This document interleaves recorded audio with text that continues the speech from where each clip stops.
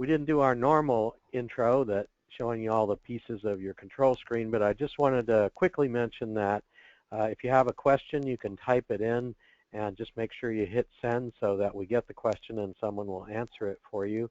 The thing I just want to mention, though, is that the only questions we're going to answer during the webinar are ones that pertain to what we're actually talking about. If you have other questions about other things, then a support ticket is the way to handle that, or the support forum. So hello, everyone. As DJ said, my name is Mark Garretts. I'm a National Floriani educator, and welcome to this month's block of the month for My Decorative Quilter 2. And as DJ said, this is block 5 of 12. It's a red work block. It was designed for you by Rita Gizzard, and obviously I'm presenting it. As I always like to do before we get started, I like to show you what the finished block is going to look like before we get into both the software and the construction techniques. So you get a better idea as we go through the process where we're headed with it. If you've been following along with all the blocks so far, starting with block 1 of the series, you know that we have been doing this as a piece in the hoop for the base block. I like to call it stitch and flip, and that's the blue and the green fabrics you see there. And what we're going to be doing to this basic block is adding in the red work that you see in the middle there. Now, we're going to call it red work because that's the style, but obviously we put it in purple thread, so the color you stitch it in is obviously up to you. So I'm going to go ahead and close this now, and we are going to get right into our software. So I'm going to bring up My Decorative Quilter, and normally when you start a project, you're going to start a new project by clicking on this icon right here to get a new workspace. Since we are building on a project that we've already started, a base, instead of opening up and recreating that from scratch, instead we are going to open up that project and bring it in. So what you want to do is come up here to the open icon and click it. My mouse is not responding. Okay, hold on. I'm going to minimize. Nope, it's not doing anything. Okay, this happens sometimes with this PowerPoint. Let's try it one more time.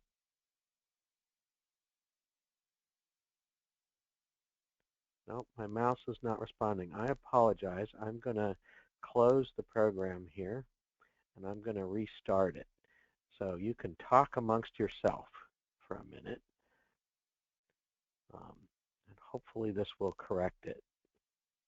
And while this loads, I will just tell you that this is block 5, as you know. We started with block 1, so you're definitely going to want to start at the beginning to create the basic block that we're going to load here in a second. And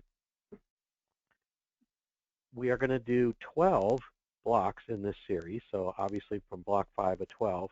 But at the end, we're going to have a 13th episode where we will teach you a technique for how to put the entire quilt together using a quilt-as-you-go technique. Okay, here comes our software.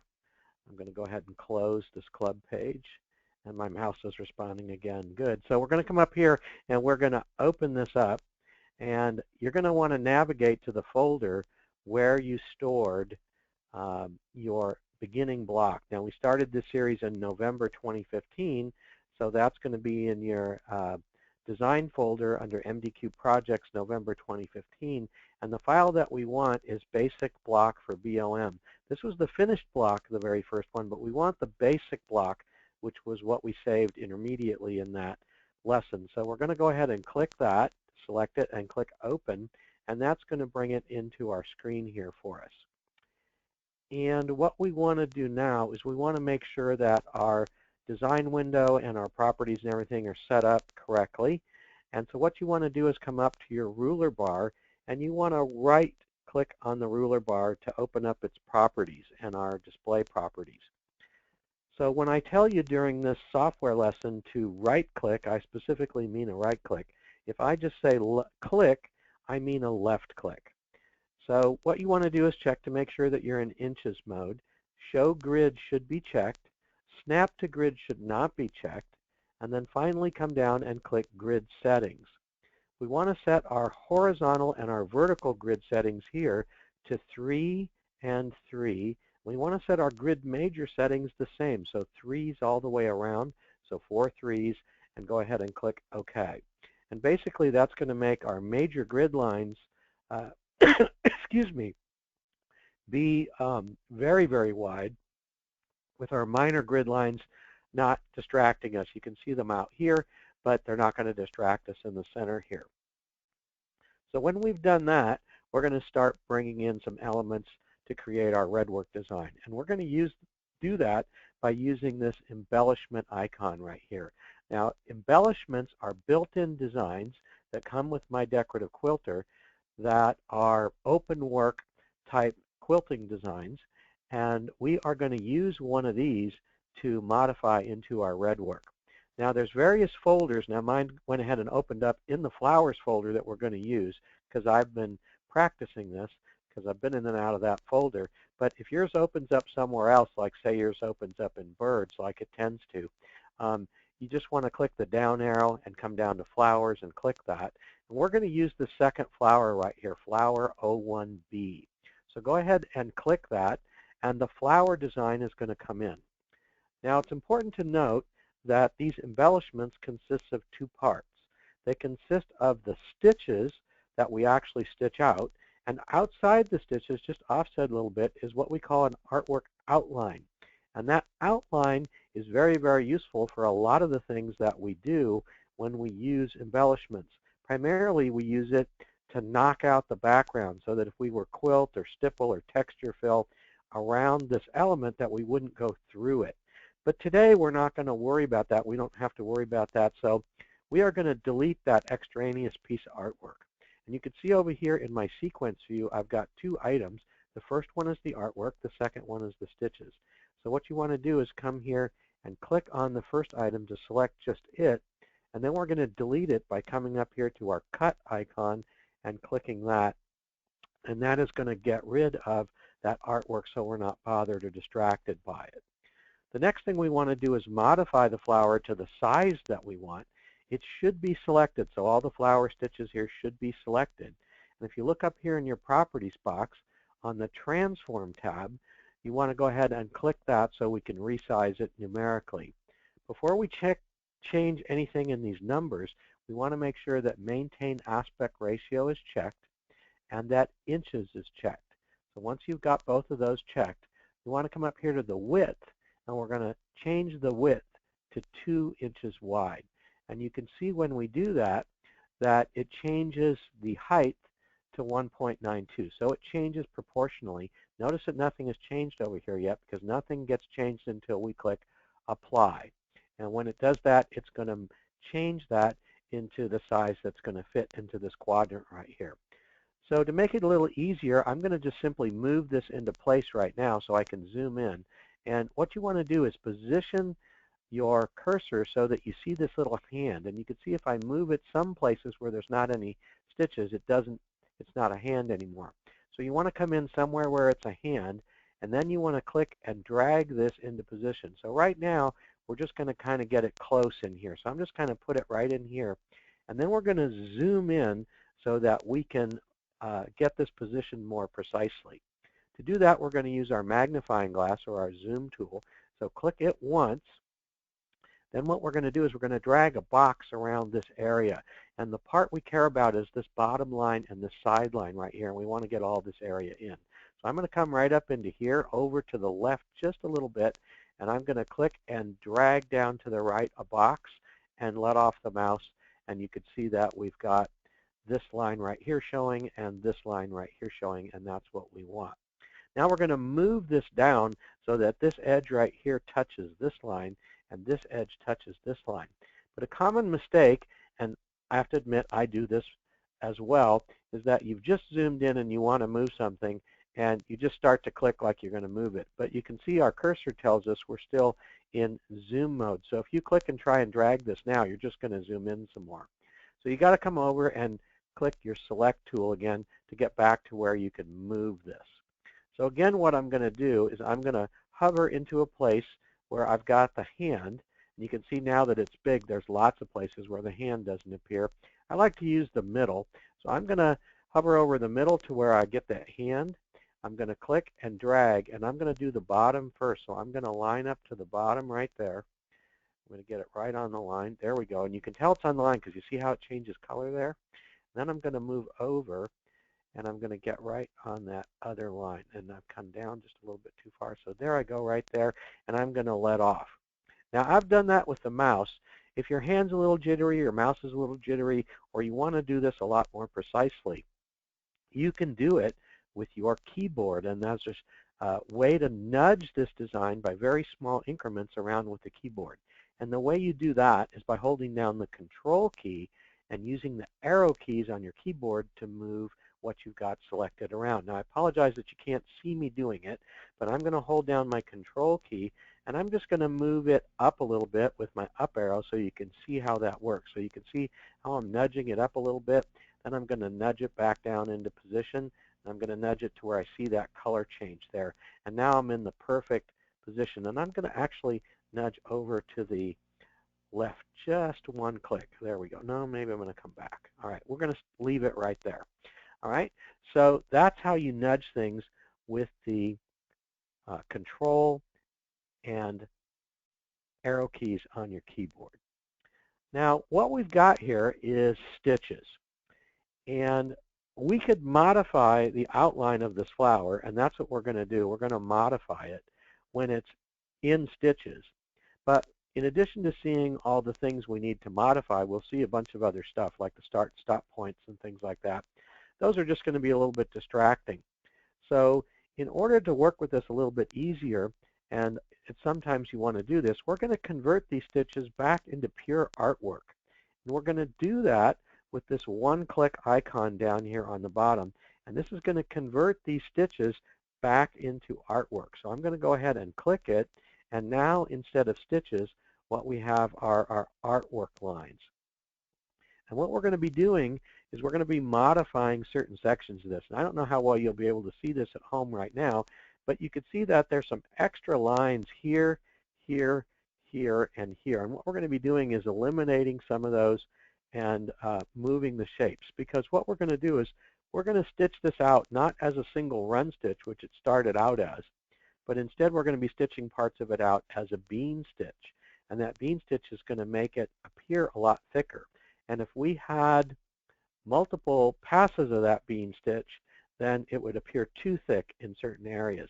If it was just a single run, it wouldn't matter so much, but we're going to use that bean stitch, and it's going to be it's going to show up a lot more. So we're going to do that modifying, and as part of this lesson, of course, you're going to learn how to split up the artwork into various pieces so we can work with it. So what we're going to do is we're going to work with the top area right in here first, and I'm going to go ahead and click my magnifying glass and zoom in to this area right here so we can work with these lines right here. And once I've done that, again, it's important to click a different selection tool. And this time what we're going to do is we're going to come and click our Shape tool. Now our Shape tool is what allows us to modify the shape of these lines. So the curves, the points where they start and stop, allows us to break them up and do all kinds of nice things, very cool things and powerful things with the Shape tool. And what we're going to do is we're going to modify this. Now you can see that what we had before was just lines. Now you can see these little blue squares all over. These little blue squares are called nodes or points, and by clicking on them we could drag them around, we can move them around, and we can split things up. We can change the way the curves are. We're not going to do all of those things. We're just going to do some of them today. The first thing we're going to do is we're going to split this line right here. Now you have to understand that this object, this flower, is actually one contiguous piece of artwork. And to get it so we can modify parts of it so it stitches the way we want, we have to split it up into various pieces, and the way we do that, again, is with a split line. Now this first move, this is just a little bit tricky. So I'm going to explain it and I'm going to show you. So you can see as I get close to a node, it doesn't matter what node, you can see that little blue dot appear. When that happens, that tells me if I right-click now, I'm going to affect that node. What you want to do is you want to get over just to the right of this node right here. And you want to get to the point where you see that little blue dot, and you want to right-click. And when you right-click, a menu is going to pop up, and one of those options on that menu is split line. So you want to click that. Now here's the thing to look for. You can see that once you do that, this piece right here, this little piece of the petal that sticks out right here, it's going to not have any more nodes on it. And it's hard to see because it's overlapped with a double line right here, and there's also no nodes on this part of it right here. So you could actually see over here in the artwork, you can see that that's the shape of it. So if this doesn't happen, if you don't see this brown piece out here, instead you see brown, say, in here or this line down here, it means you didn't quite have that pointer, that cursor, in the right place when you split the line. So if that happens, you want to undo using your undo button and keep repeating that until you get it to look like this. The rest of what we do, it's not going to give you that trouble. But this time, sometimes it splits in the wrong place because there's a couple nodes very close here. And sometimes if you're not exactly in the right place, it selects the wrong thing and it splits in the wrong place. So once we've done that, we want to come right down into this area right here where this line meets this line. And if you need to, you can zoom in to get right in that spot right there. And you want to right-click one more time. And again, we are going to select split line. And now you'll see that this part up here is brown and this part here is brown. So again, you want to make sure that we are following along and getting this split to be perfect. Now what we want to do is we want to come right here, right above this node where it comes out. So right in here, and we want to click one more time. Excuse me, not click, but we want to right-click, and I'm right-clicking, but nothing's happening. There it goes. So we're going to right-click, and we are one more time going to select split line. So we're going to split that line one more time. We're now going to come down to this node right down here. We're going to get right over the top of it this time. We're going to right-click, and one more time, select split line. And you can see we're separating out this part right here. Now what we want to do is we want to come over to our sequence view and click on the second artwork piece, which is this right here. All right, so that's going to select that piece. We are going to want to zoom in right into here if necessary, but I've got it zoomed in pretty well for me. If you can't see this real clearly, you might want to zoom into here. Come back and click our shape tool one more time, and we're going to get right in here where this line meets this line, and we're going to right-click one more time, and we are going to select split line again. And so now we have got all of that split up. What we're going to do now is we're going to come down and work with the stem area, which I can't see. And there's several ways you could get down into that area. I'm going to show you the most straightforward way to do it, which is to use these controls here to move our window over. So rather than click and drag the slider, which I could, instead I'm going to come down here to this little down arrow, and I'm going to click it a few times to where I can start to see the stem. And you can see I can see the stem over here, and I'm going to move it over here into the center, and I'm going to do that by clicking this arrow over here on the left. So I'm going to click a few times into the center, and now we've got our area where we need to work where we can see it. Again, if you need to zoom in here so you can see it a little better, that's fine. Come to our sequence view, and we are going to click on the click on the first piece of artwork. So we're going to go ahead and click on the first piece of artwork, and then we're going to come back and we are going to click our shape tool again. And now you can see this part of the design. We can see the nodes on it. What we want to do is come to this intersection right here to where you get the blue dot, right click, and one more time click split line. And you can see now all we're working with is this area right here. We want to click on now the second piece of artwork in our sequence view, and you can see this one used to be the first piece. Since we split it, now we've got another piece that's first. So now we're going to click on the second piece. Again, we're going to click our shape tool, and we are going to right-click on the tip of the stem right here. So we're going to come out to this tip of the stem, and we are going to right-click on it, and we are again going to click split line. Then we're going to come right up here to this node, and we are going to right click and select split line. And now what we want to do is go back to our artwork, and we're going to click on the first piece, which is this one right here. We're going to click on our shape tool one more time. And now we're going to do something just a little bit different to start with. We are going to move this node right here in here right to this intersection. So we don't have very far to move it, but I'm just going to click on it, and I'm going to drag it right into that position there. So you can see this is another thing we can do with nodes, is we can move them around. And I don't have it right in the right place. Let me just move it right there. Okay, that looks pretty good. So I'm going to leave it there. And then what we're going to do is we're going to come out to this node right here, and we are going to delete it. And we're going to do that by right-clicking on it, and we're going to select Delete Point. Right? Now when we've done that, you can see we've brought the second line into better focus. So you can now see that there's a second line here. So we're going to click on that to select it.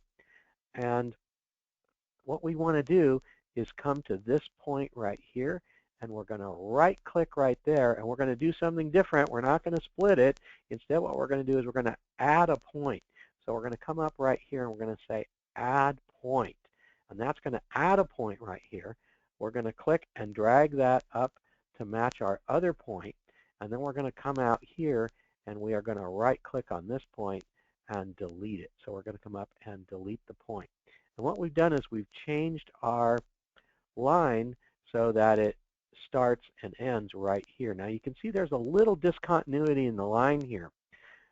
We're zoomed in so far. We can see we're zoomed in 411%. You might be tempted to get in here and fix that so they're exactly in the same place. Trust me, when you stitch this, you will never see that small amount. So we're not even going to bother with it. Now, an optional thing you could do is you could do the same thing we just did with this line right here to split it up and move that point right into here so that it also ends on this line. So that's an option. I like the way it looks when it overlaps, so I'm not going to do that, but you can do that if you prefer with this design. So what we need to do now is we need to convert this back into stitches. So we're going to convert the whole flower. To do that, I'm going to scroll up to where I can see the top level of all of this artwork, and I'm going to select that to easily select my entire artwork flower. So now I've got the whole thing selected, and I need to convert this into stitches. Again, I'm going to come and use my one-click icons, my stitch this time. So I'm going to click on it. Before I do that, it's important to note that one of the things that MDQII does is that when we convert from stitches into artwork, that's a real conversion. Or if we convert from stitch type to stitch type, that's also a real conversion. So the original is going to be gone because we converted from one to the other. So let's say we converted, for example, a run stitch into a motif stitch. The original run stitch will be replaced by that motif stitch. When we convert from artwork into stitches, it leaves the original artwork behind. So it actually makes a copy of that artwork and converts the copy all in one step. And normally that's very useful, but for our purposes today, it's going to be a little distracting. So we're going to go ahead and click that run stitch and convert into stitches.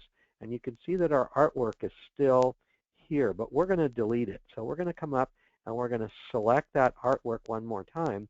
And we are going to come up and click our cut icon to delete that artwork. And then I'm going to come back and I am going to select the whole flower. So I'm going to click on the top level here so that we've got the whole flower selected. And what we're going to do now is we are going to make a copy of it so that we can start to fill in the rest of the blocks. So what I'm going to do is I'm going to come up to my copy icon, which is this one right here, and I'm going to click it, and then I'm going to paste that copy on top. So when I do that, it automatically zooms out, and you can't see actually that I've got two flowers because they're right on top of each other, but you can see in my sequence view, I've got a lot more now. So my second flower is automatically selected when I do that.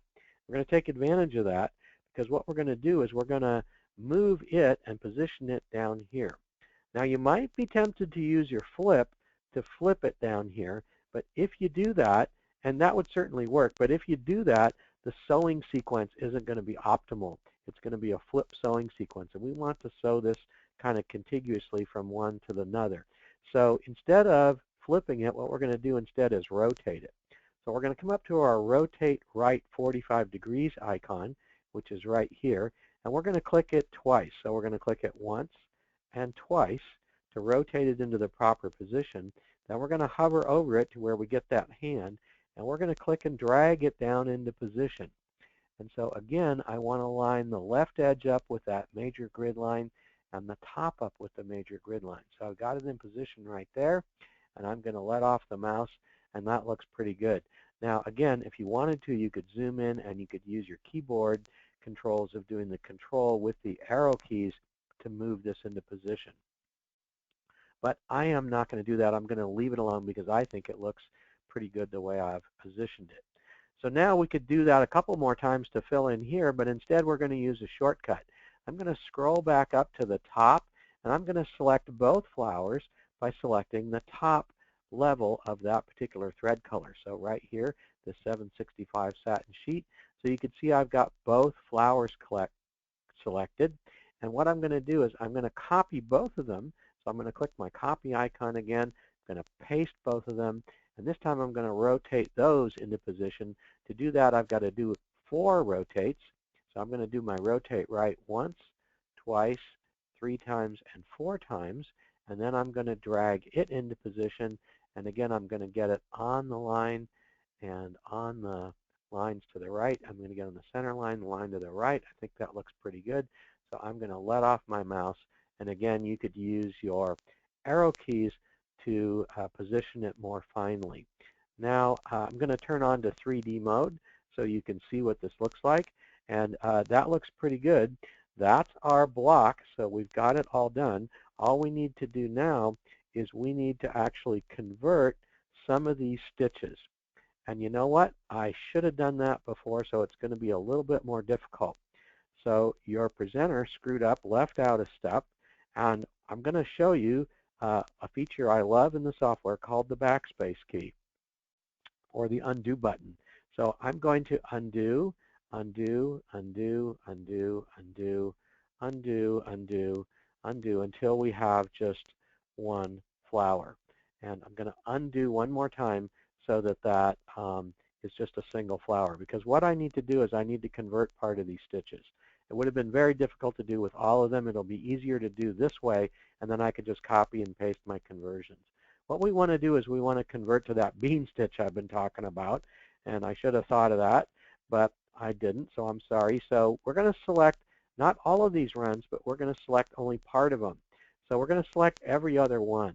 So I'm going to select run number 2, and I'm going to skip one. I'm going to hold down the control key and select run number 4, 6, and 8. So 2, 4, 6, and 8, every other one. And I'm going to come up here to my type, and I'm going to select bean. We're going to leave our bean repeats on 3, our stitch length on 3, and I'm going to go ahead and click apply. Now I'm going to select the whole flower again. Now I'm going to copy that, paste it, and I'm going to do my rotate 45 degrees twice. I'm going to move this flower into position. Get it right into the right place. There we go. Now I'm going to select the whole thing. So you've seen this before. Copy, paste, and I'm going to rotate 4 times and slide this guy into the right position, again using my major grid lines as a guide to the proper position, and I think that looks pretty good. So I'm going to leave that alone. And again, now we're done for real. Now we need to save this. Now here's an important part.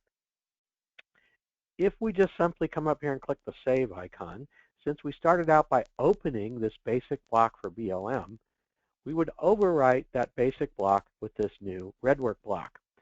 We don't want to do that. We want to preserve this in the state it was, because we're going to reuse that a lot in the coming months rather. So instead of clicking the Save icon, what we're going to do is we're going to come to the File menu, and we're going to click Save As. And I'm going to navigate not to my November folder, but I want to navigate to my 2015 or 2016 March folder, because that's where we are right now. So I'm going to go up a level. I'm going to go up another level to my MDQ projects folder. I'm going to find my March folder. There's my March 2016 folder. And if you downloaded this project, you'll have one of these created for you. Now, I've already got one in here, and so will you. So you can save it over the top of this one. Instead, you could save it as a different name. So what I'm going to do is I'm going to type over this name here, the basic block. I'm going to put in my red work block 5 of 12. So I've changed it to a little bit different name than the first one by putting the word my in front, and I'm going to save it. So that saves it in the WIF format, which is what you want to do. Now you need to save it in your machine format, because no machine can stitch a WIF file. So what you want to do is do File, Save As one more time, and this time from the drop-down below, you want to select your machine format. So for example, if I wanted to stitch this out on a Janome, I would select the Janome JEF format and click Save, and I would save that in my machine format. And that completes the software section. And what I'm going to do now is start up my PowerPoint one more time so we can take a look at the construction details of this. So you've seen this slide. You've seen what the finished block looks like. And let's go over the materials that we require for this month's block. You're going to need some batting, and you have a choice of either using Floriani Quilted Soft Bamboo Cotton Blend batting, or you can use Floriani embroidery batting.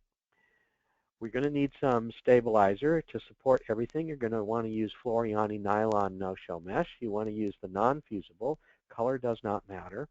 You're going to need some embroidery and bobbin thread, and you want to choose colors that work well with your fabric choices. And for this particular project, bobbin thread doesn't matter, but the top thread is what you're going to want to worry about in terms of color.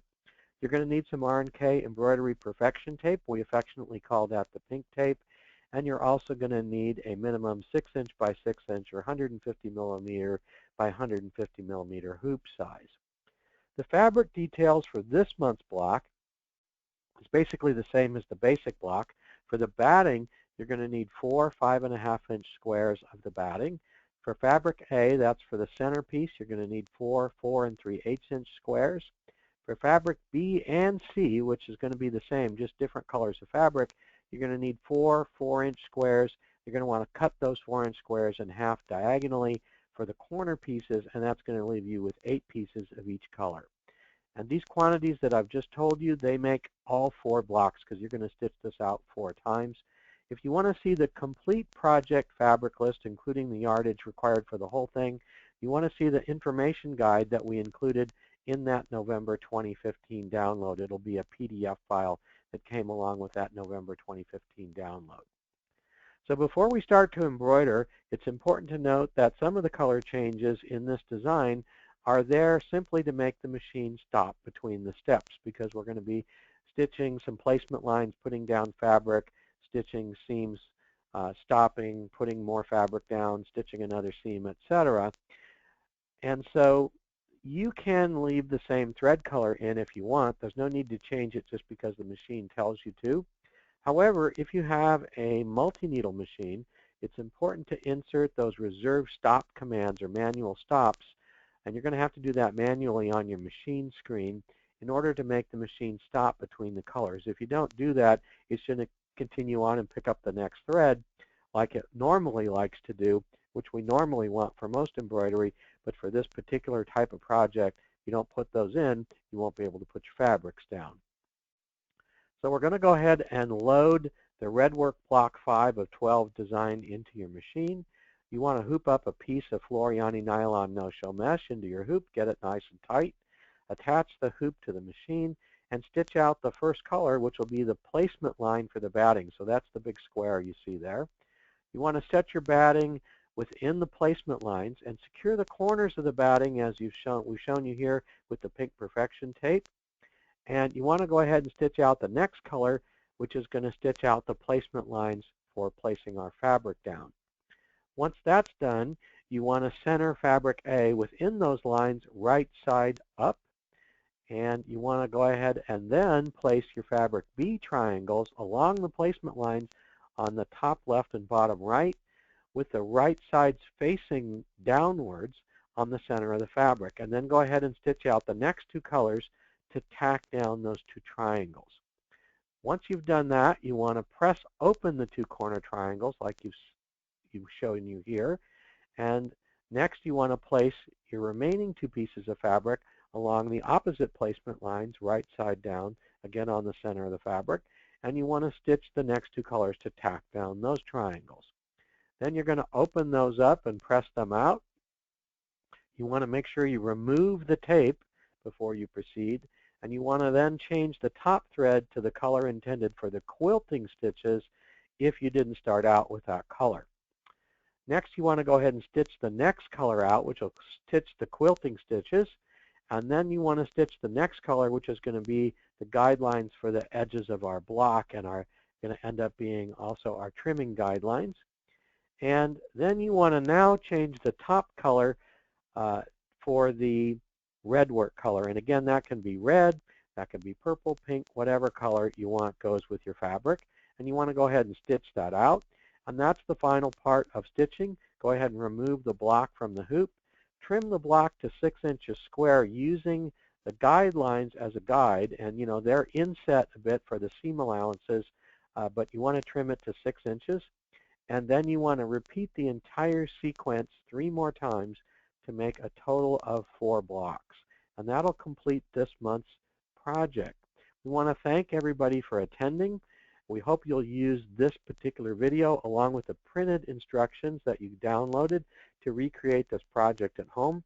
We invite you to come back next month for the next installment of the series. That's going to be Block 6. And don't forget to post your blocks on the Floriani Embroidery Facebook page, because like we did with our last sequence, we're doing a contest for those of you that post your progress blocks in every month and then post a picture of your final quilt. We're going to award some prizes for the best looking blocks and final quilts. So with that, I'm done. DJ, are you there? I am here, and thank you, Mark. You did a wonderful job, and thank you for also mentioning the Facebook page and posting the pictures. We're still getting, what I've noticed is we're getting some new people in this challenge, which I love to see. So keep posting your projects. There's some really good ones that I've come across so far, and all of them are so different, and I love to see that. But thank you, Mark, and we look forward to seeing you guys next time. Was there anything else you want to add, Mark, before we close up? I think that's it. But if if you're not even going to post something on the page, if you're just going to do your project and not enter the contest, still go look at that page for some design ideas. And like DJ said, we've shown you this in blue and green fabric, but people do all kinds of different fabric combinations to get all different kinds of looks. And it's amazing with this basic, simple block how different the blocks look and how different the quilts look when they're done. So we invite you to take a look at the Facebook page, and like DJ said, we'll look forward to seeing you next month. Thank you, everybody, and thank you, Mark. See you guys next time.